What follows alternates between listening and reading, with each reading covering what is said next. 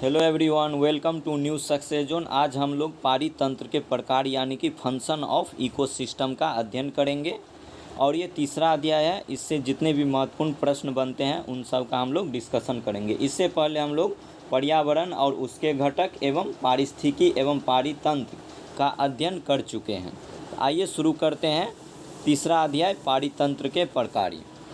देखते हैं पहला सवाल क्या है। पहला सवाल है कि एक घास स्थलीय पारितंत्र के खाद्य श्रृंखला में विभिन्न घटकों का सही क्रम क्या है। तो ये क्या है दोस्तों, खाद्य श्रृंखला का सही क्रम पूछ रहा है। तो यहाँ पे जो खाद्य श्रृंखला का सही क्रम हो जाएगा ऑप्शन ए, घास हो जाएगा, टिड्डा हो जाएगा, मेढक हो जाएगा, सर्प हो जाएगा। तो घास को कौन खाता है, टिड्डा खा जाएगा, और टिड्डा को कौन खाएगा, मेढक खाएगा, और मेढक को अंत में क्या कहा जाएगा, सर्प खा जाएगा। और सर्प को पूछा जाए कौन खाएगा, तो सर्प को चील खा जाएगा।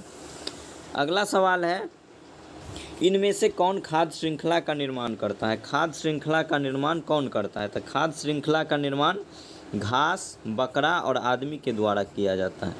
घास बकरी के द्वारा खा लिया जाता है और बकरी को मनुष्य के द्वारा खा लिया जाता है। इस तरीके से यह खाद्य श्रृंखला कंप्लीट होता है। अगला सवाल है कि एक पारिस्थितिकी तंत्र में निम्नलिखित में से कौन प्राथमिक उपभोक्ता है। सही उत्तर चुनिए।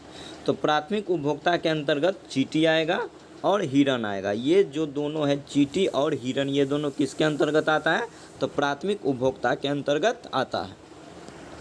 अगला सवाल है, खाद्य श्रृंखला में मानव क्या है। तो खाद्य श्रृंखला जो है इसमें मानव दो रोल निभाता है। एक तो प्राथमिक उपभोक्ता होता है और द्वितीयक उपभोक्ता दोनों होता है। तो याद रखना आप लोगों को कि खाद्य श्रृंखला में मनुष्य जो होता है वह प्राथमिक एवं द्वितीयक उपभोक्ता दोनों होता है। अगला सवाल है कि इनमें से कौन सा ऐसा पौधा है जो नाइट्रोजन स्थिरीकरण में सहायक नहीं है। क्या पूछ रहा है कि नाइट्रोजन स्थिरीकरण में सहायक नहीं है। तो हमारा क्या हो जाएगा, धान क्या है, नाइट्रोजन को स्थिरीकरण करने में सहायता नहीं करता है, जबकि चना, मटर और ये सेम जो है यह नाइट्रोजन के स्थिरीकरण में पेड़ पौधे को सहायता प्रदान करता है। अगला सवाल है, प्रथम पोषण स्तर के अंतर्गत और कौन आता है। तो प्रथम पोषण स्तर जो होता है इसके अंतर्गत हरित पादप यानी कि पेड़ पौधे को शामिल किया जाता है।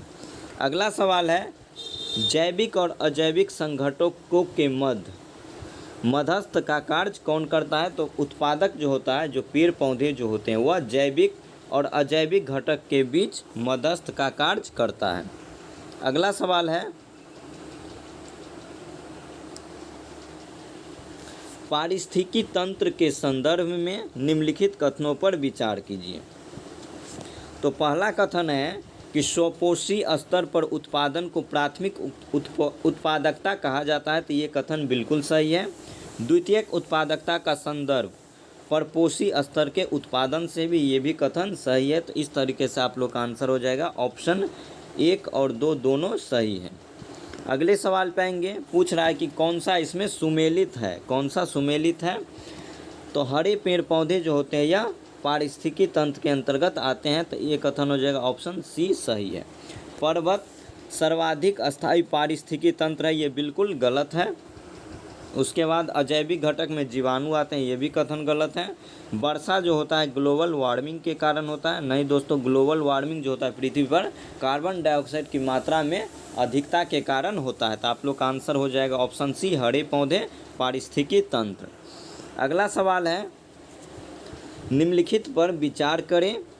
प्रकाश संश्लेषण, शोषण, जैव पदार्थों का अपक्षय, ज्वालामुखी क्रियाएं, ये सब जो है क्रियाएं पृथ्वी के कार्बन चक्र में कार्बन डाइऑक्साइड वायुमंडल में निर्मुक्त करती हैं। तो इसका जो आंसर हो जाएगा वो हो जाएगा शोषण, जैव पदार्थों का अपक्षय और ज्वालामुखी क्रिया। ये तीनों जो है ये क्या करता है, कार्बन चक्र में कार्बन डाइऑक्साइड वायुमंडल में क्या करता है, रिलीज करता है। इस तरीके से आप लोग का आंसर हो जाएगा ऑप्शन सी 2, 3, 4। अगला सवाल है, नाइट्रोजन स्थिरीकरण जीवाणु कौन सा है। पूछ रहा है कि नाइट्रोजन को स्थिरीकरण करने में कौन कौन सा जीवाणु शामिल होता है। तो इसमें हो जाएगा राइजोबियम, क्लोरोबियम और एजोटोबैक्टर ऐसे जीवाणु है जो नाइट्रोजन स्थिरीकरण में अपना सहायता प्रदान करता है। अगला सवाल है सौर विकिरण की सबसे महत्वपूर्ण भूमिका क्या है। तो सौर विकिरण जो है इसकी जो सबसे महत्वपूर्ण भूमिका होती है वह जल चक्र में होती है। अगले सवाल पे आएंगे, वर्षा की मात्रा किस पर निर्भर करेगी। वर्षा की जो मात्रा होती है वह निर्भर करती है वायुमंडल में नमी पर। वायुमंडल के नमी पर वर्षा की मात्रा डिपेंड करती है। अगला सवाल है निम्नलिखित में से किसकी उत्पादकता सर्वाधिक होती है। तो शैवाल और परवाल समूह का जो उत्पादकता होता है वह सर्वाधिक होता है। अगला सवाल है कि वायु क्या है। तो वायु जैसे हम लोग की जानते हैं वायु क्या है, बहुत सारे गैसों से मिलकर बना है। तो ये क्या हो जाएगा, वायु बहुत सी गैसों का क्या है, एक मिश्रण है। अगला सवाल है कि शुष्क हवा में क्या है दोस्तों, शुष्क हवा में नाइट्रोजन की मात्रा कितना होती है। तो शुष्क हवा में जो नाइट्रोजन की मात्रा होती है वह 78% होती है। अगला सवाल है पारिस्थितिकीय पिरामिड की संकल्पना। पारिस्थितिकीय पिरामिड की संकल्पना किसने दिया था। तो ये दिया गया था चार्ल्स एल्टन के द्वारा। क्या याद रखना है दोस्तों, चार्ल्स एल्टन ने पारिस्थितिकीय पिरामिड की संकल्पना को कब दिया था। तो ये 1927 में दिया था। ये पूछा नहीं जाएगा, वैसे आप लोग याद रख लीजिए। अगला सवाल है वातावरण में सर्वाधिक प्रतिशत किसका है। तो वातावरण में जो सर्वाधिक प्रतिशत है वह नाइट्रोजन का है। कितना है दोस्तों, 78% है। जबकि ऑक्सीजन का कितना है, ऑक्सीजन का 21% है। अगला सवाल है यदि पृथ्वी पर पाए जाने वाली वनस्पतियाँ यानी कि पेड़ पौधे समाप्त हो जाए तो किस गैस की कमी हो जाएगी। तो ये ऑक्सीजन गैस की कमी हो जाएगी, क्योंकि हम लोग जानते हैं प्रकाश संश्लेषण की क्रिया के दौरान क्या होता है, पेड़ पौधे जो होता है ऑक्सीजन का निर्माण करता है।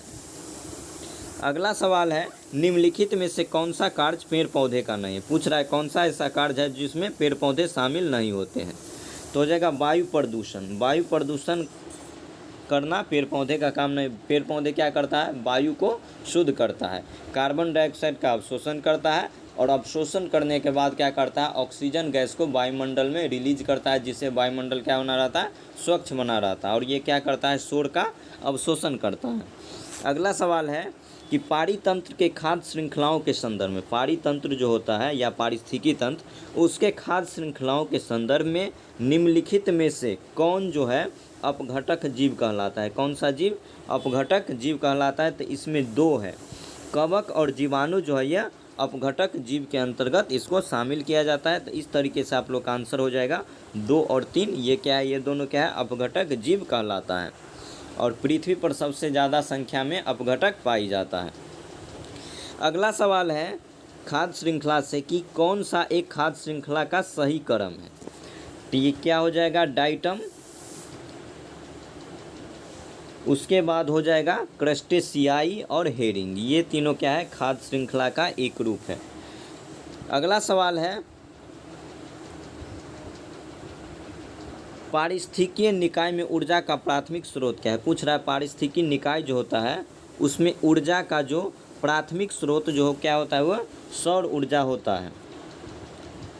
अगला सवाल है 10% नियम किससे संबंधित है। 10% नियम जो है यह संबंधित है ऊर्जा का खाद के रूप में एक पोषण स्तर से दूसरे पोषण स्तर तक पहुंचाना। क्या हो जाएगा, ऊर्जा का खाद के रूप में एक पोषण स्तर से दूसरे पोषण स्तर तक ऊर्जा को पहुंचाना। यह नियम 10% का ऊर्जा का जो नियम दिया गया था यह लिंडमैन के द्वारा दिया गया था। किसके द्वारा, लिंडमैन। पूछता है एग्जाम में कि 10% का ऊर्जा का नियम किसके द्वारा दिया गया था। तो लिंडमैन के द्वारा दिया गया था। अगला सवाल है कि एक पारिस्थितिकी तंत्र में ऊर्जा की मात्रा एक पोषण स्तर से अन्य पोषण स्तर में क्या होता है, स्थानांतरण के पश्चात क्या होता है। तो जब ऊर्जा का स्थानांतरण होगा एक पोषण स्तर से दूसरे पोषण स्तर में, तो क्या होगा, उसमें गिरावट दर्ज की, यानी कि उसकी मात्रा क्या होगी, घट जाएगी। अगला सवाल है पारिस्थितिकी तंत्र में उच्चतम पोषण स्तर कौन सा है, कि उच्चतम पोषण स्तर कौन सा होता है, तो ये सर्वाहारी जो होता है ओमनीवोरस, ये क्या होता है पारिस्थितिकी तंत्र में क्या होता है उच्चतम पोषण स्तर माना जाता है। अगला सवाल है जैव भार का पिरामिड, क्या है दोस्तों, जैव भार का पिरामिड किस पारिस्थितिकी तंत्र में क्या होता है उल्टा होता है। क्या याद रखना है कि किस में उल्टा होता है, तालाब में क्या हो जाएगा दोस्तों, जैव भार का जो पिरामिड होता है यह उल्टा होता है। पिरामिड जो होता है यह पारिस्थितिकी तंत्र में पिरामिड 3 प्रकार का होता है, कौन कौन, तो पहला हो जाएगा संख्या पिरामिड, उसके बाद दूसरा हो जाएगा जैव भार पिरामिड और तीसरा हो जाएगा ऊर्जा पिरामिड। आप लोग को याद रखना है 3, संख्या, जैव भार और ऊर्जा पिरामिड। अगले सवाल पे आएंगे, निम्नलिखित में से उपभोक्ता के अंतर्गत नहीं आता है। पूछ रहा है कि कौन जो है ऐसा जीव जो उपभोक्ता के अंतर्गत शामिल नहीं होता है, तो ये हो जाएगा मृतोपजीवी। मृतोपजीवी जो होता है यह उपभोक्ता में से शामिल नहीं किया जाता है, जबकि परजीवी और मांसाहारी को उपभोक्ता के अंतर्गत शामिल किया जाता है। अगला सवाल है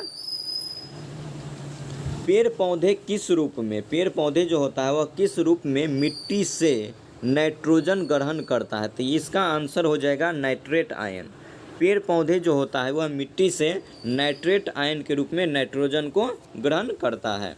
अगले सवाल पे आएंगे पारितंत्र में ऊर्जा का पिरामिड कैसे होता है। पारितंत्र में जो होता है ऊर्जा का पिरामिड जो होता है सदैव सीधा होता है।